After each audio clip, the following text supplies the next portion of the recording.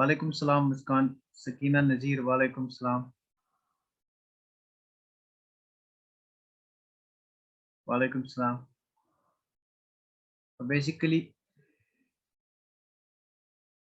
Coaching का पता नहीं है अभी कब खुलेगा, होपफुली फर्स्ट से मत खुलेगा, तो ऑफलाइन क्लासेस शायद फर्स्ट से हो जाएंगी।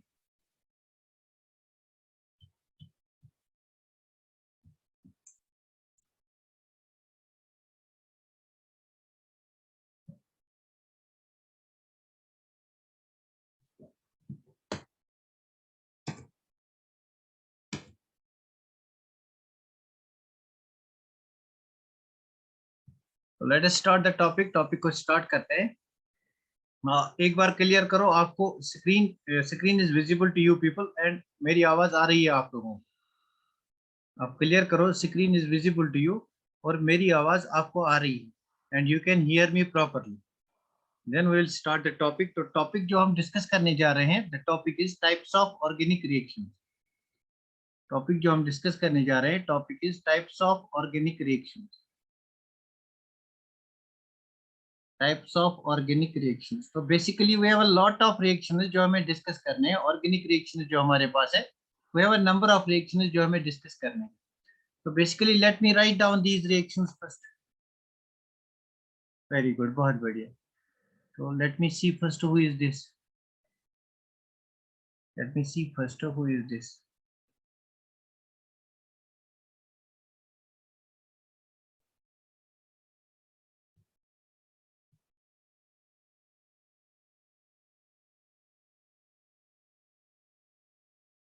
आप एक सेकंड वेट करो, इस बंदे को पहले देखूंगा।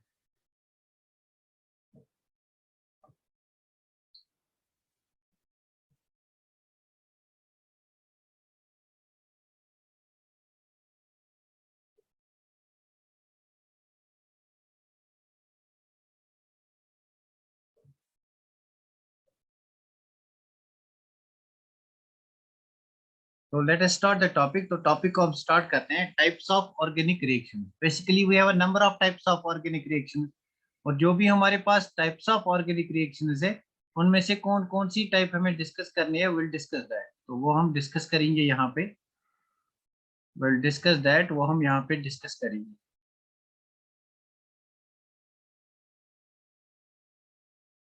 तो let us start the topic. टॉपिक को मैं यहाँ पे स्टार्ट करूंगा।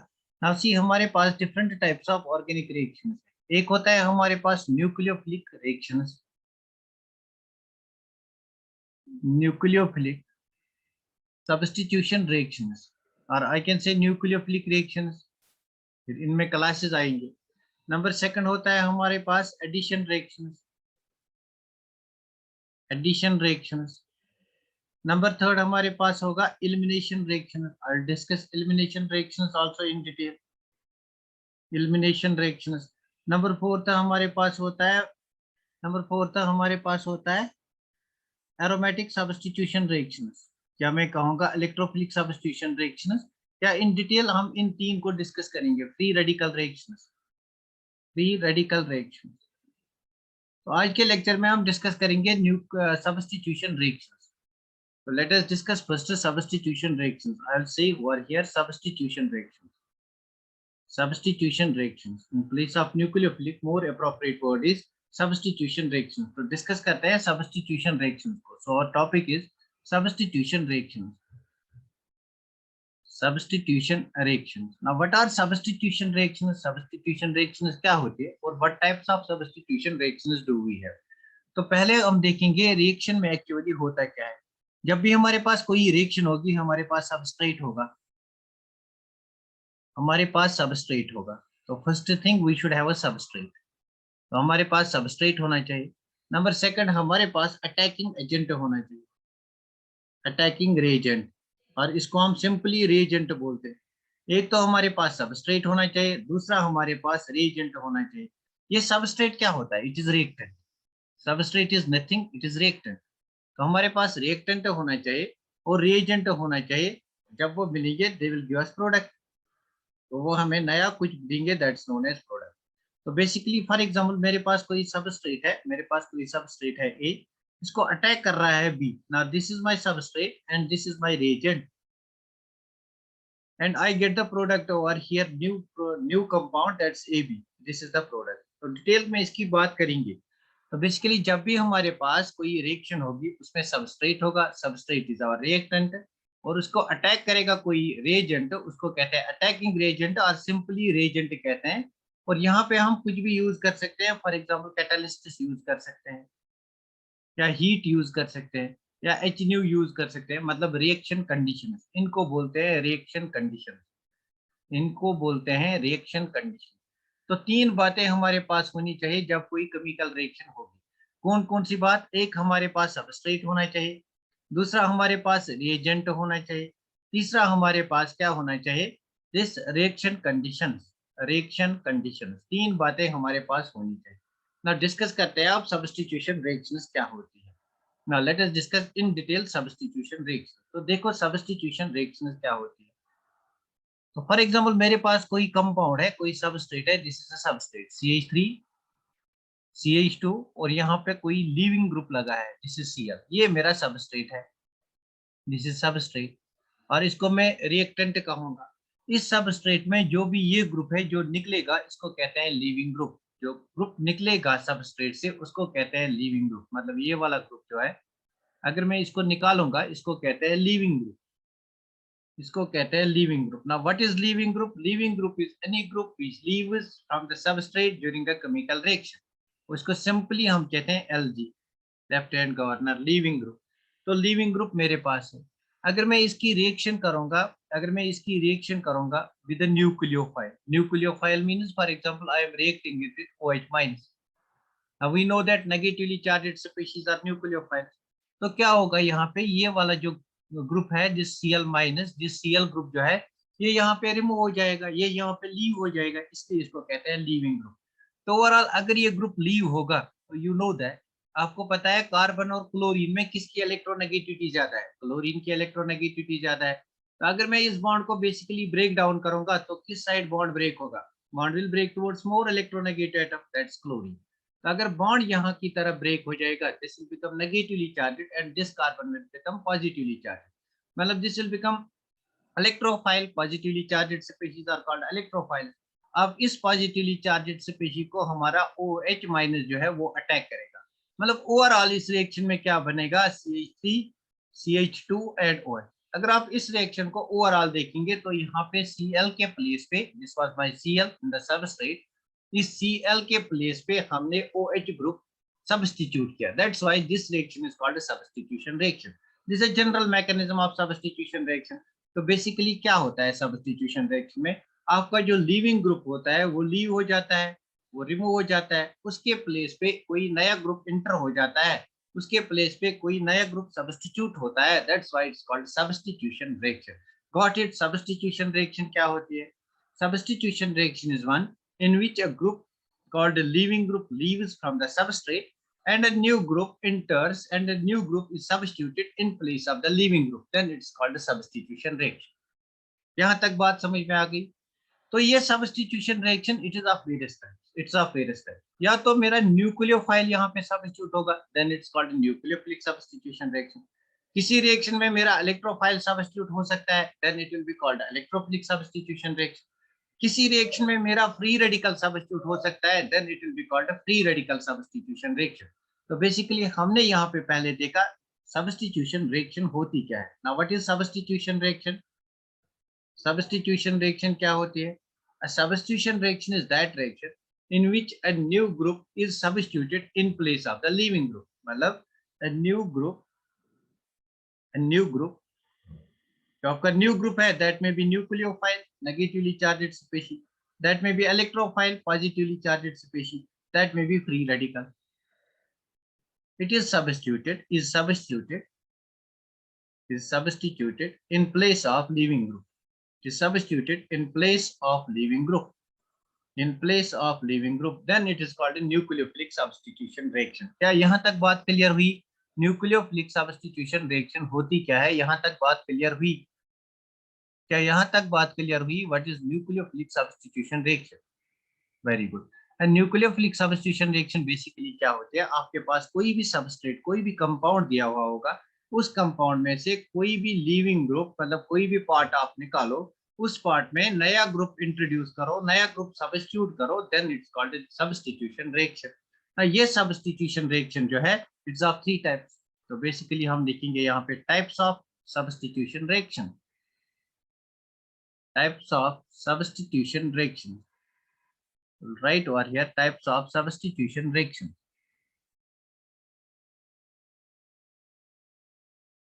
Now there are 3 main types of substitution reactions. First हमारा होगा अगर न्यूक्लियोफाइल सब्स्टिट्यूट करेंगे, मतलब अगर नेगेटिवली चार्जेड स्पीशीज यहाँ पे सब्स्टिट्यूट करेंगे, then it's called nucleophilic substitution reaction.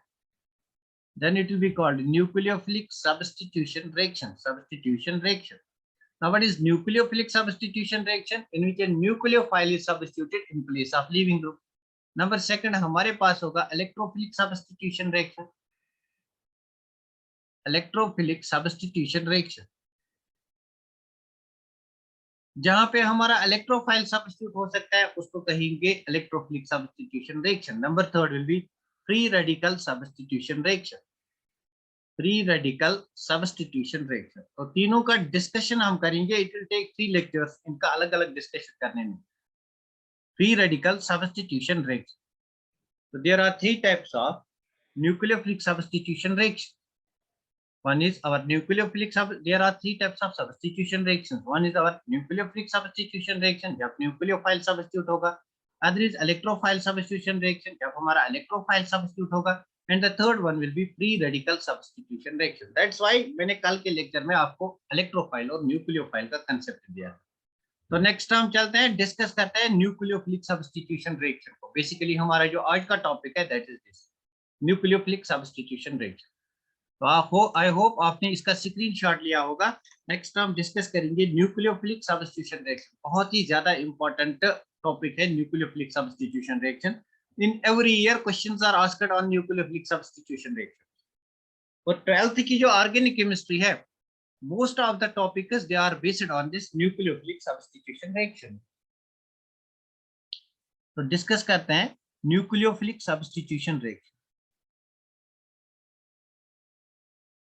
Nucleophilic substitution reactions.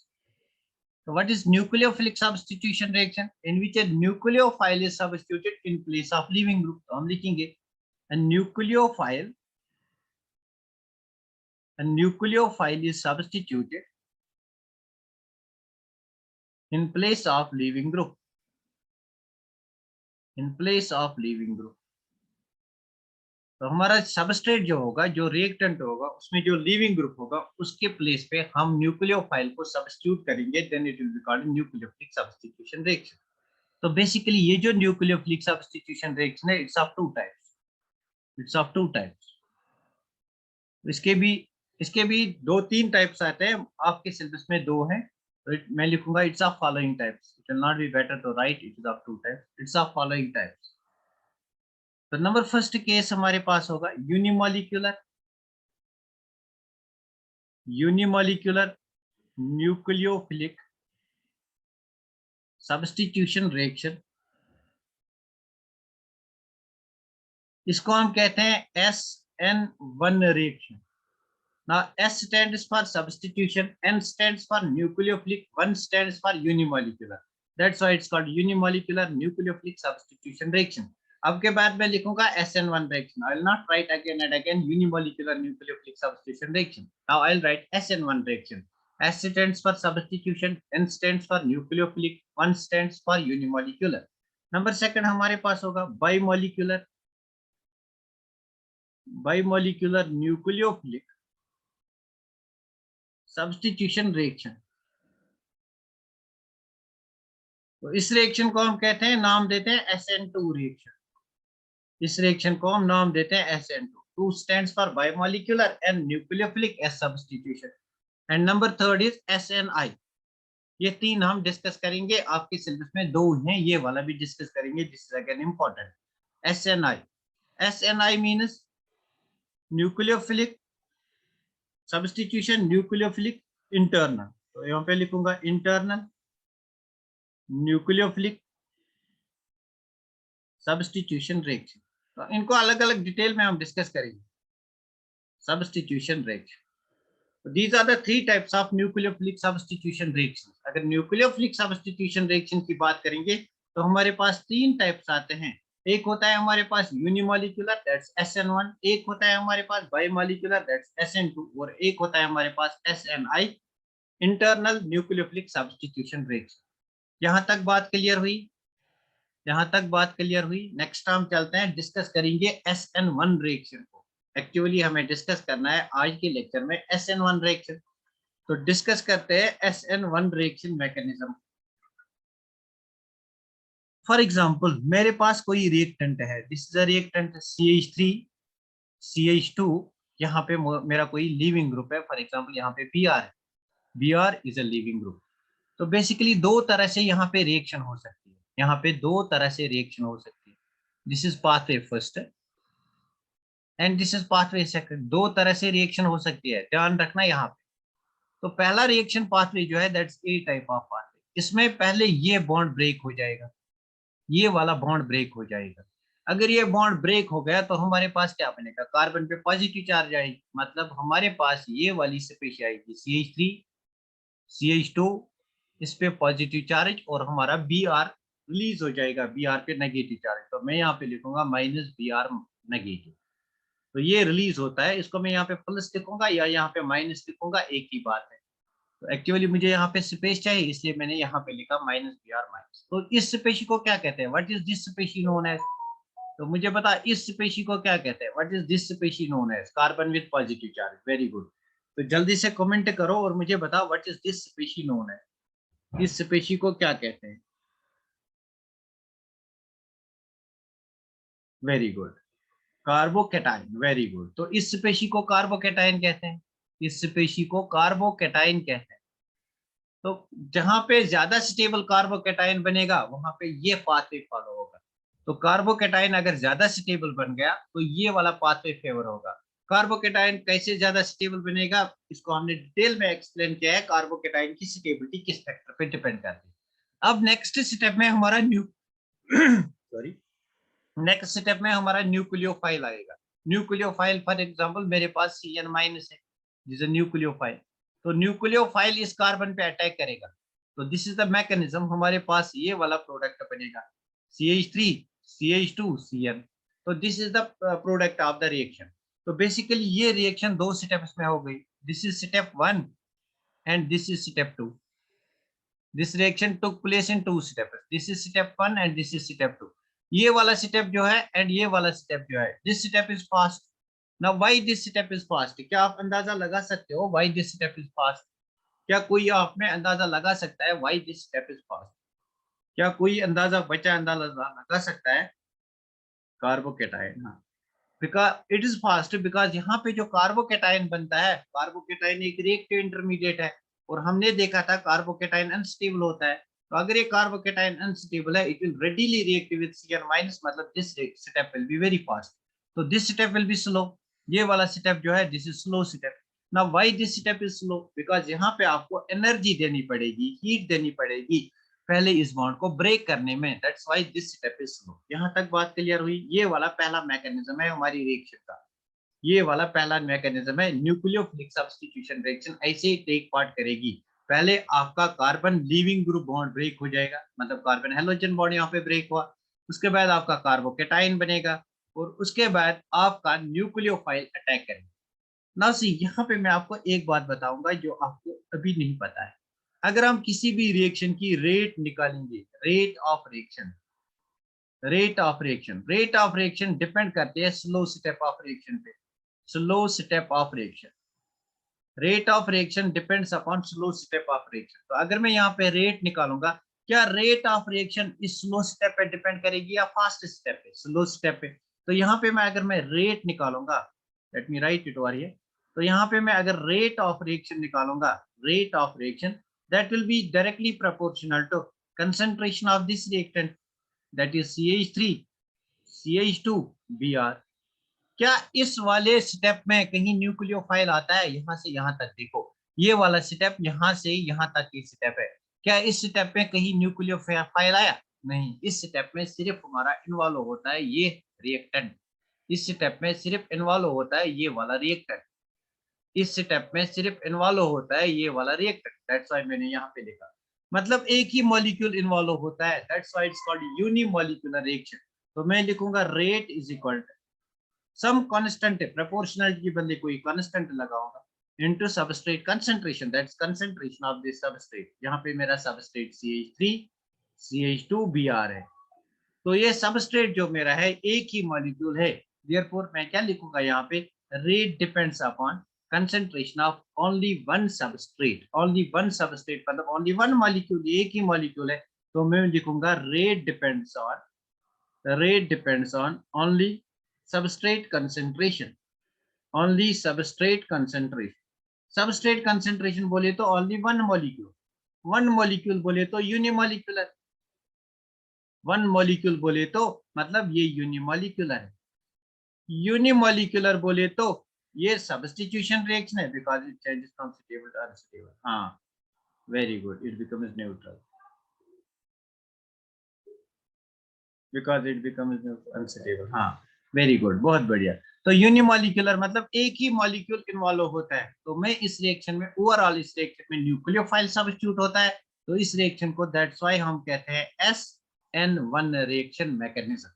तो SN1 रिएक्शन मैकेनिज्म में बेसिकली क्या होता है, हमारा सब्स्टिट्यूशन होता है। ओवरऑल रिएक्शन में सब्स्टिट्यूशन हो गई, साइनाइड आयन हमारा सब्स्टिट्यूट हो गया इन प्लेस ऑफ Br, तो सब्स्टिट्यूशन हो गई। ओवरऑल न्यूक्लियोफाइल सब्स्टिट्यूट हो गया cyanide minus, it's a nucleophile and only one molecule is involved in rate determining step, hence it's called SN1 reaction mechanism। Clear हुई बात, SN1 mechanism किसको कहते हैं? ये बात क्लियर हुई, SN1 mechanism किसको कहते हैं? सब बच्चे बोलो ये बात क्लियर हुई, SN1 मैकेनिज्म किसको कहते हैं? इसकी बहुत ज्यादा डिटेल हमें देखनी है अभी। वेरी गुड, बहुत बढ़िया। SN1 रिएक्शन मैकेनिज्म अभी खत्म नहीं हुआ, आज के पूरे लेक्चर में हम SN1 को ही डिस्कस करेंगे। तो इस रिएक्शन मैकेनिज्म को हम SN1 रिएक्शन मैकेनिज्म कहते हैं। तो बेसिकली अब आपको याद क्या रखना है, SN1 रिएक्शन में SN1 रिएक्शन बेसिकली क्या होता है? SN1 रिएक्शन में हमारा इंटरमीडिएट कार्बोकेटाइन बनता है, ये बात एक याद रखनी है। नंबर सेकंड, SN1 रिएक्शन में रेट डिपेंड करता है only one reactant molecule, that's why it's called unimolecular. SN1 reaction में स्लो स्टेप क्या है, डिसोसिएशन ऑफ कार्बन और लीविंग ग्रुप का बॉन्ड जो है, that is the slow step of the reaction। slow step of the reaction is formation of carbocation। this is the slow step of the reaction। rate depends on the slow step। तो इस reaction को हम कहेंगे substitution nucleophilic unimolecular reaction और SN1 reaction।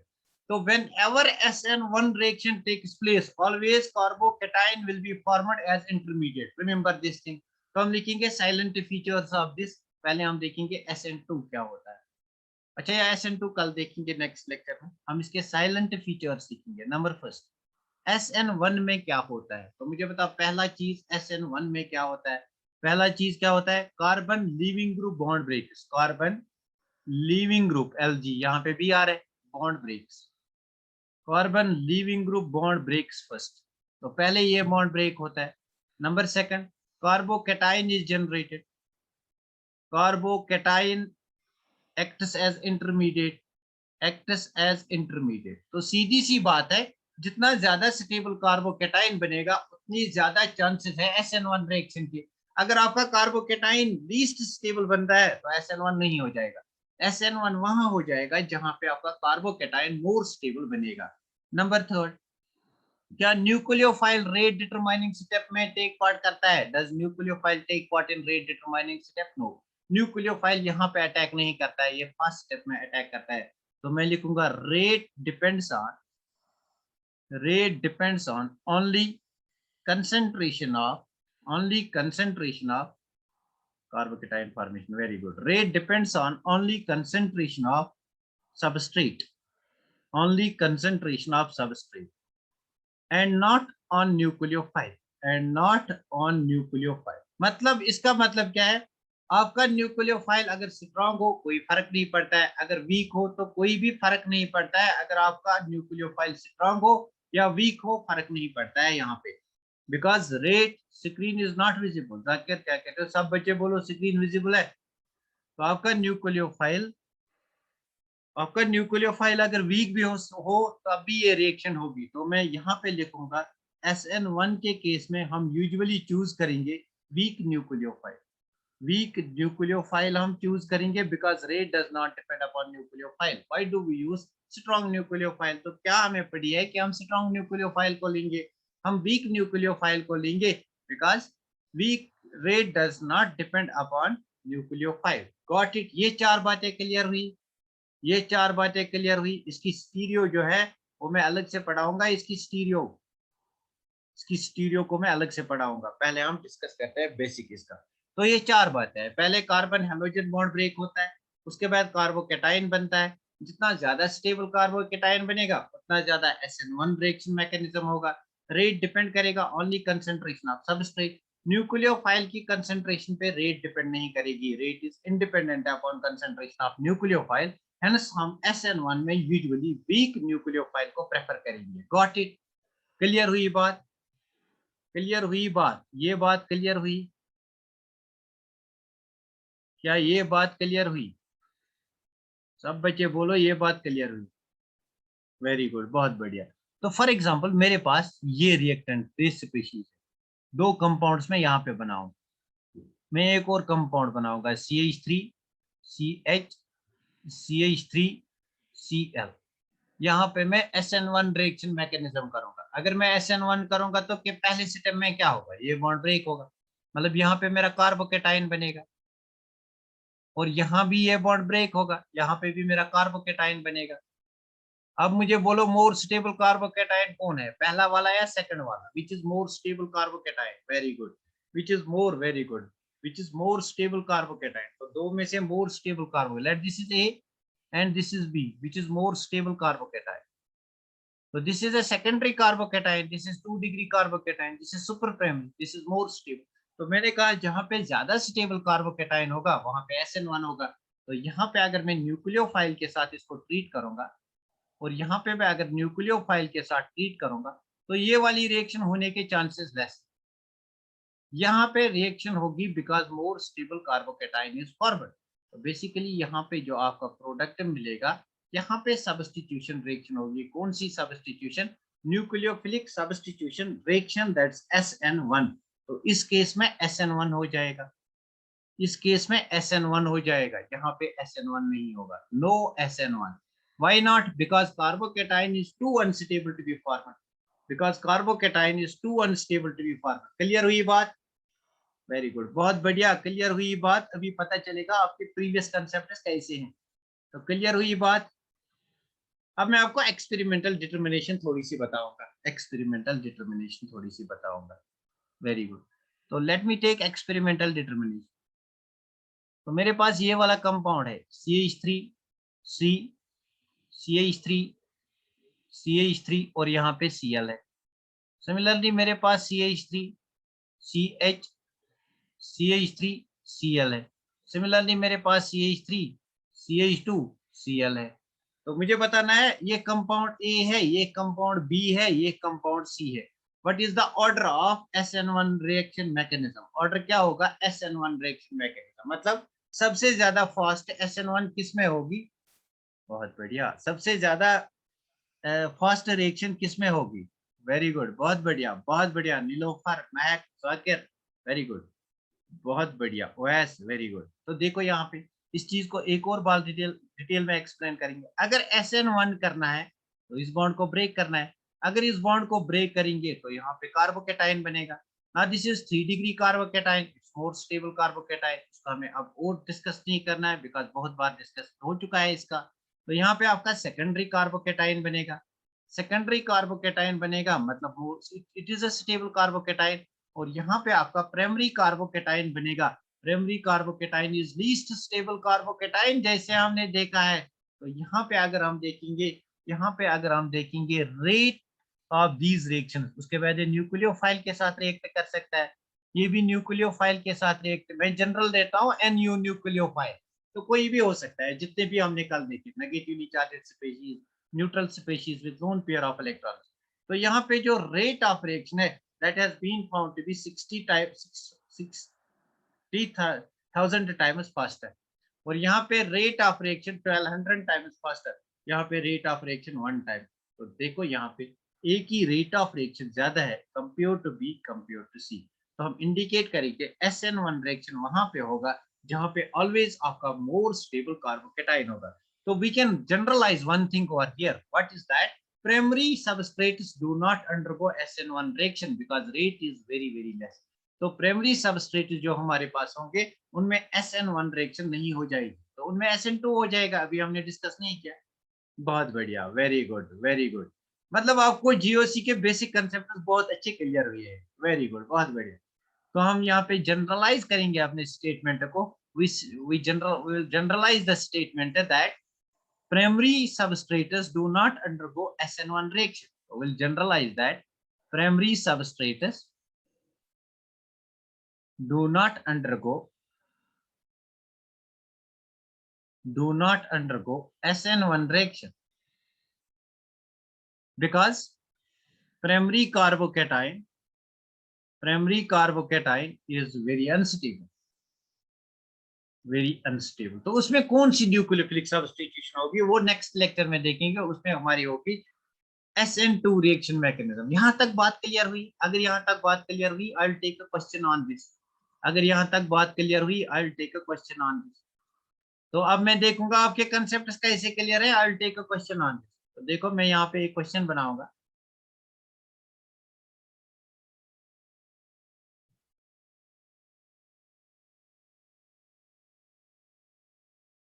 यहाँ पे मैं किसी न्यूक्लियोफाइल के साथ इसको रिएक्ट करूंगा, किसी भी न्यूक्लियोफाइल के साथ।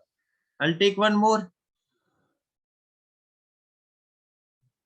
I'll take one more, इसको भी मैं किसी न्यूक्लियोफाइल के साथ रिएक्ट करूंगा। I'll take one more,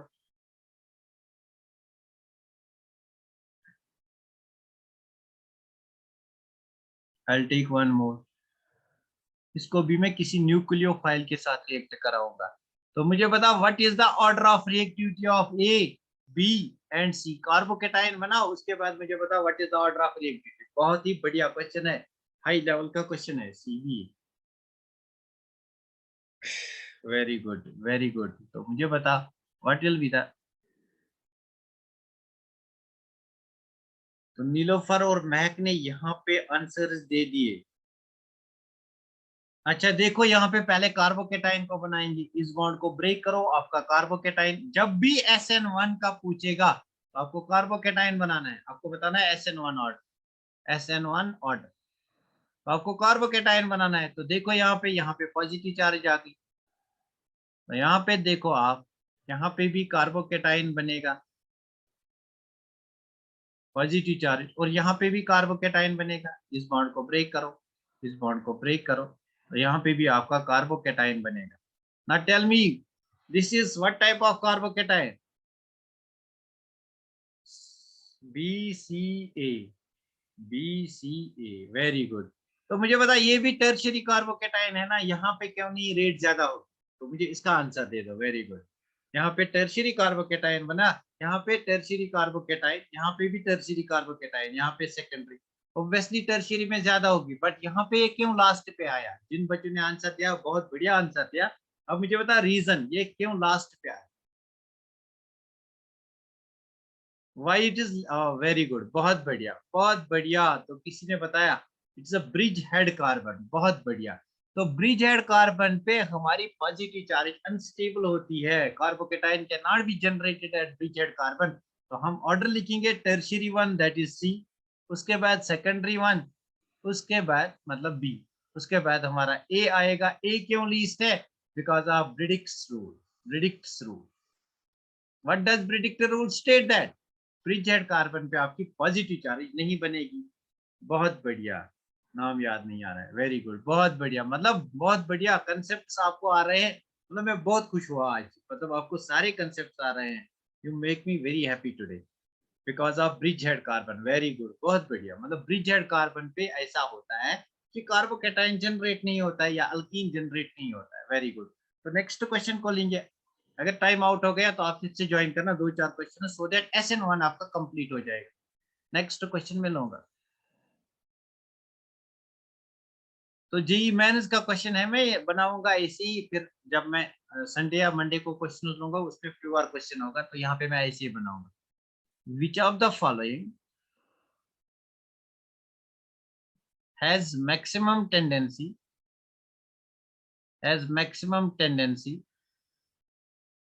to undergo dehydration। What is dehydration? Dehydration किसको कहते हैं? तो ये बात पहले आपको पता होनी चाहिए। Dehydration is loss of water. Dehydration किसको कहते हैं? लॉस ऑफ वाटर को। तो मैं यहाँ पे लूंगा CH3 CH2OH, इसको मैं H प्लस के साथ ट्रीट करूंगा। तो मैं यहाँ पे लूंगा CH3 यहाँ पे HOH, इसको मैं H प्लस के साथ ट्रीट करूंगा। और मैं यहाँ पे लूंगा एक और एग्जाम्पल पे यहाँ पे लूंगा। I'll take one more example over here. CH3C, यहाँ पे मेरा मिथल ग्रुप, यहाँ पे मिथल ग्रुप, यहाँ पे OH, and I'll treat it with H plus ion। तो आपको बताना है this is A, this is B, this is C। इन तीन में से किसकी ज्यादा टेंडेंसी है कि वो वाटर मॉलिक्यूल को लॉस कर base, oxygen atom here acts as a base.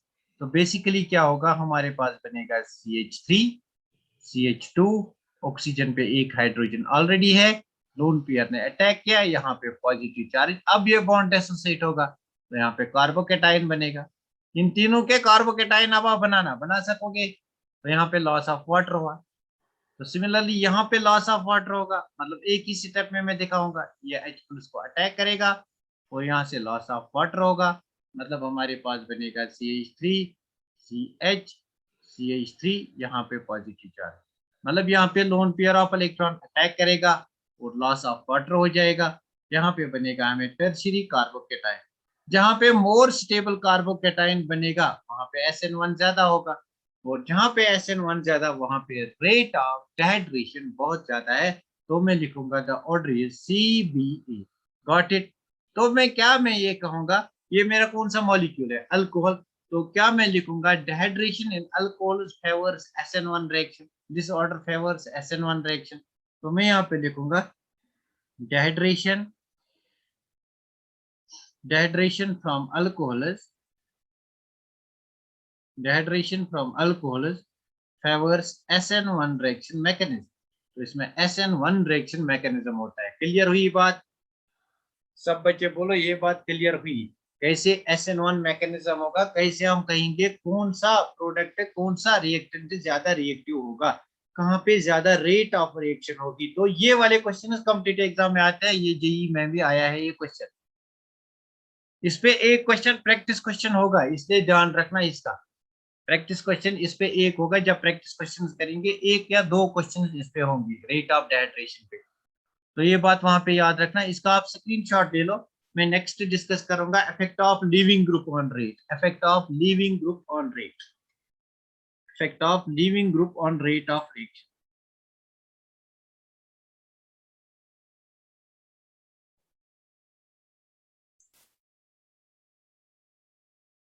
Very good, हो गया स्क्रीनशॉट।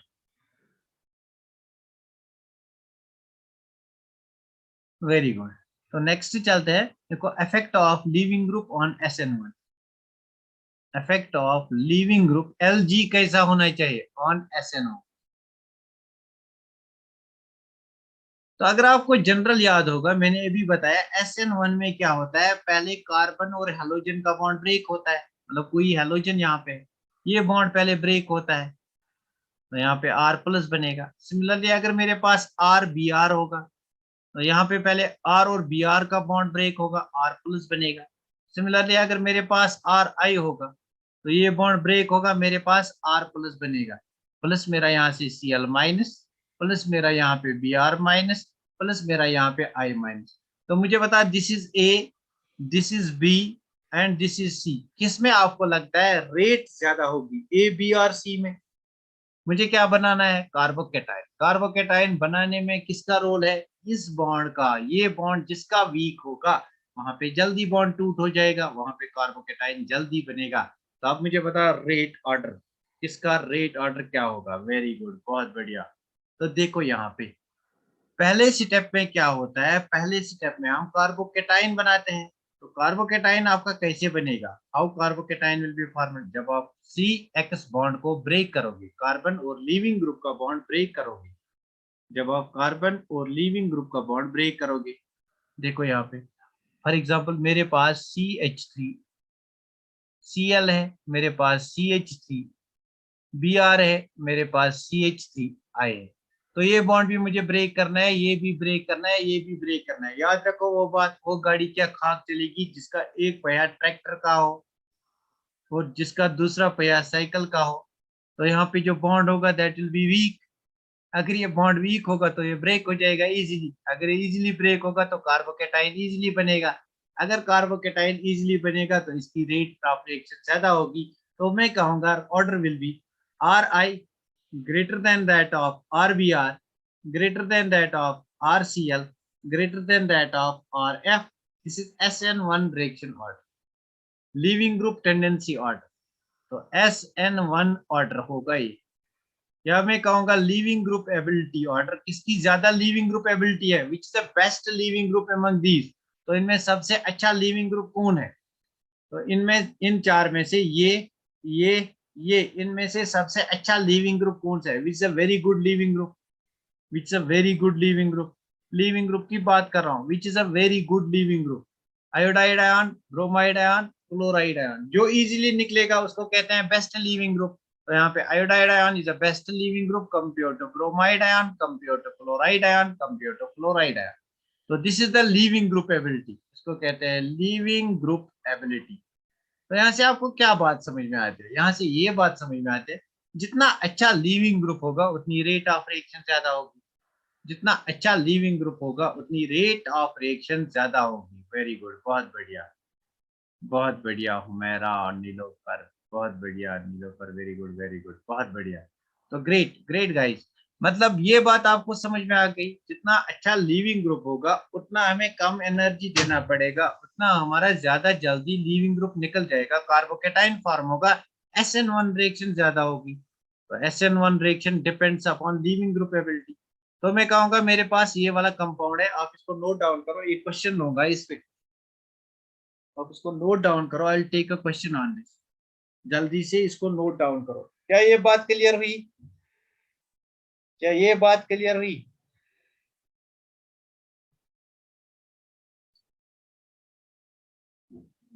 सब बच्चे बोलो ये बात क्लियर हुई। वेरी गुड, बहुत बढ़िया। तो इसका स्क्रीनशॉट ले लो जल्दी से।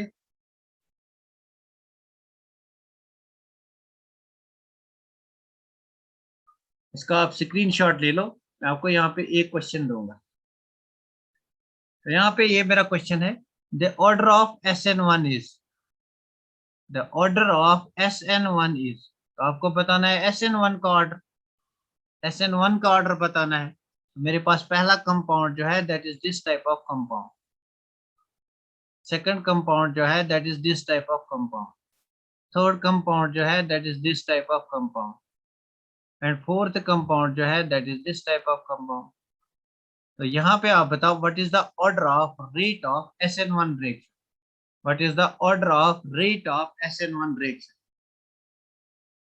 What is the order of rate of SN1 reaction. तो इस क्वेश्चन का आंसर मुझे दे दो। ये भी सेकेंडरी कार्बोकेटाइन बनाएगा, ये भी सेकेंडरी, मतलब यहाँ पे डेल प्लस, यहाँ पे डेल प्लस, यहाँ पे डेल प्लस, यहाँ पे भी डेल प्लस आएगा, मतलब सब सेकेंडरी कार्बोकेटाइन बनाएंगे। नाउ अब किस पे रेट डिपेंड करेगी, अब रेट करे डिपेंड करेगी लीविंग ग्रुप एबिलिटी पे। तो किसकी लीविंग ग्रुप एबिलिटी ज्यादा है, सी की, उसके बाद बी की, उसके बाद ए की, उसके बाद डी की। Isn't it, isn't it, CBAD, बहुत बढ़िया हुमैरा, शुगुफ्ता, जाकिर, वेरी गुड। तो मतलब आप बहुत अच्छे बच्चे हो। नीलोफर, वेरी गुड, बहुत बढ़िया, बहुत बढ़िया। तो जिस बच्चे का, नीलोफर अगर आपका क्लास है आप जा सकते हो, फिर आप इसको लास्ट पे यूट्यूब पे भी देख सकते हो, लास्ट के 5-8 मिनट। तो क्लियर हुई ये बात, वेरी गुड, बहुत बढ़िया, मतलब ये बात आपको क्लियर हो गई, ये बात आपको क्लियर हो गई, ये बात आपको क्लियर हो गई।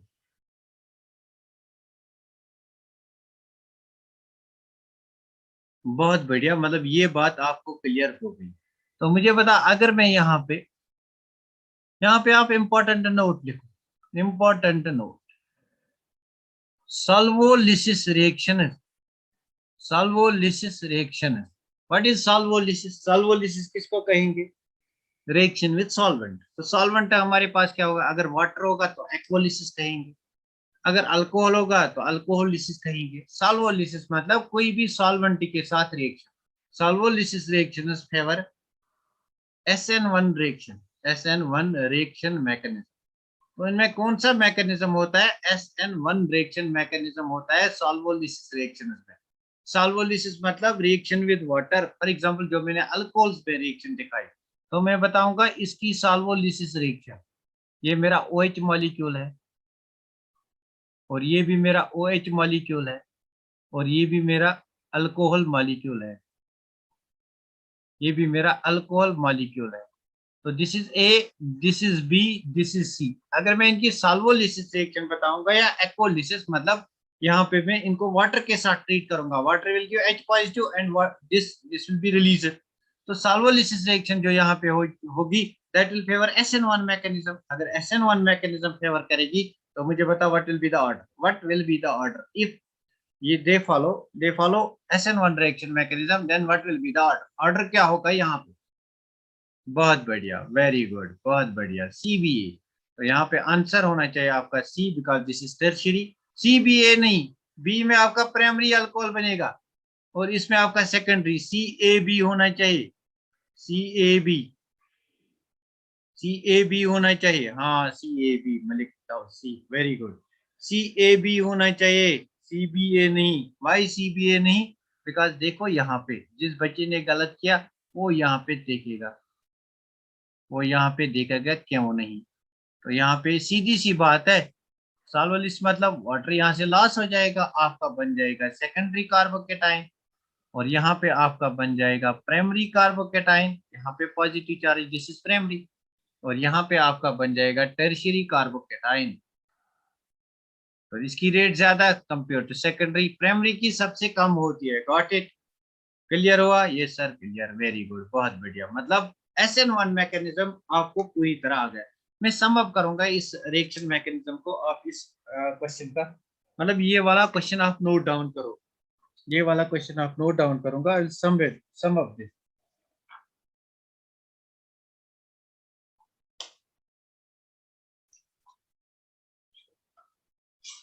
हो गया स्क्रीनशॉट इसका? इसका स्क्रीनशॉट हो गया?